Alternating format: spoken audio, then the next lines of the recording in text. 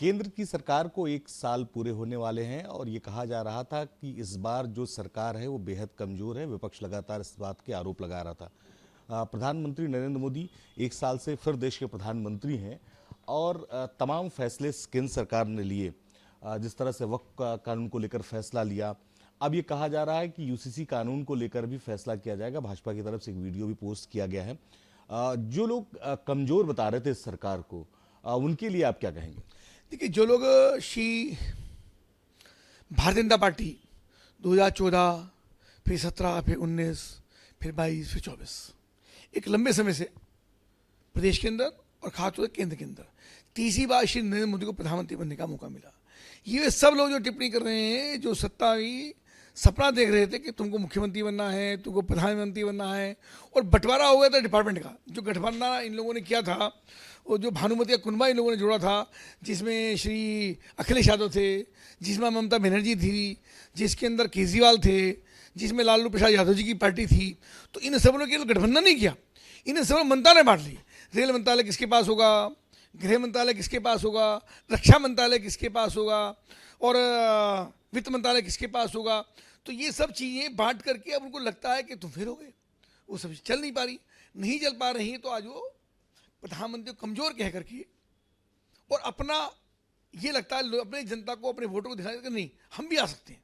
आप भरोसा रखिए, इस देश की जनता इन सब लोगों को, जो गठबंधन है, तथाकथित गठबंधन है, जो ये भानुमति कुनबा है, इनको सबको नकार चुकी है।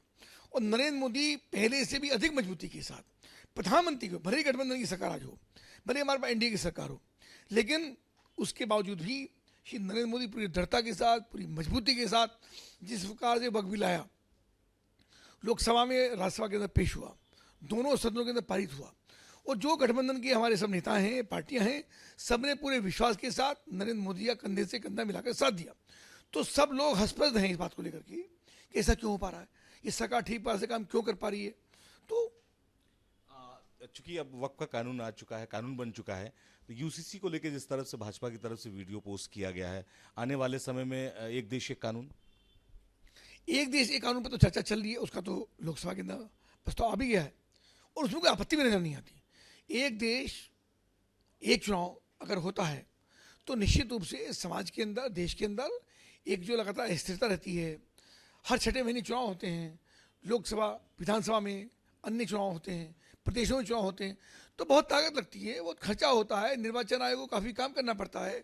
जो हमारे कर्मचारी हैं, हमारे टीचर्स हैं, हमारी आंगनबाड़ी हैं, हमारे अन्य लोग हैं, इतना बड़ा सिस्टम खड़ा होता है। हमारी परिवहन की बसें लगती हैं, शिक्षा छूट जाती है, आचार संहिता लगती है, विकास कार्य रुक जाते हैं, तो एक बड़ा काम, उसका भी लोग विरोध करें। अब देखिए, जो अच्छा काम होना होता है, जिसका लाभ सबको है, उसका विपक्ष विरोध करता है। तो विपक्ष का एजेंडा केवल विरोध करना है। एक आखिरी सवाल, अखिलेश यादव कह रहे हैं कि इस बार भी वो गठबंधन में चुनाव जो है लड़ेंगे कांग्रेस के साथ। पिछले जो विधानसभा चुनाव उन्होंने लड़े थे कांग्रेस के साथ, उसमें हालात ये हो गई थी कि एक ही सीट पे कांग्रेस और समाजवादी दोनों पार्टी ने उम्मीदवार उतार दिए, कभी इनको बैठाया, कभी इनको। और जो स्थिति है कम से कम उत्तर प्रदेश की, ऐसे में कहीं अखिलेश यादव दूसरे नंबर की लड़ाई लड़ने के लिए तो नहीं तैयार हो गए? नहीं, मुझको लगता है अखिलेश यादव जी को रास्ता नहीं सूझ रहा है।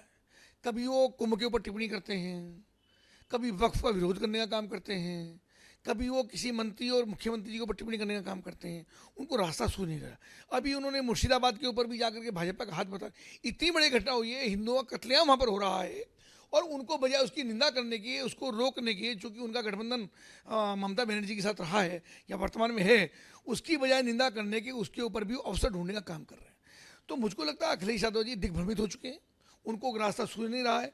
केवल मुस्लिम तुष्टीकरण, तुष्टीकरण, तुष्टीकरण, तुष्टीकरण, केवल ये करके मुस्लिमों को गुमराह करके भारतीय जनता पार्टी के साथ के खिलाफ उकसा करके, और वो अपना एक राजनीतिक हित लाना चाहते हैं।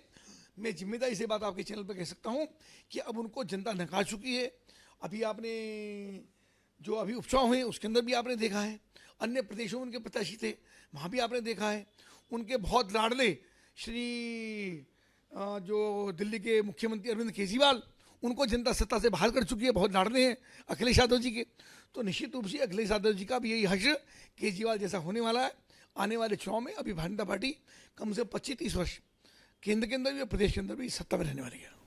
धन्यवाद सर हमसे बात करने के लिए। तो उत्तर प्रदेश सरकार में मंत्री कपिल देव अग्रवाल जी का दावा है कि भारतीय जनता पार्टी अभी कम से कम 20-25 साल उत्तर प्रदेश में और रहेगी और केंद्र में भी रहेगी। जो सरकार को कमजोर कह रहे थे, दरअसल वो अपना हित साझा चाह रहे थे। लखनऊ से उड़न दीपक राणा के साथ Nikhil Sharma, news nation. News nation अब व्हाट्सएप पर खबरों के ताजा अपडेट के लिए न्यूज नेशन के इस QR कोड को स्कैन करें।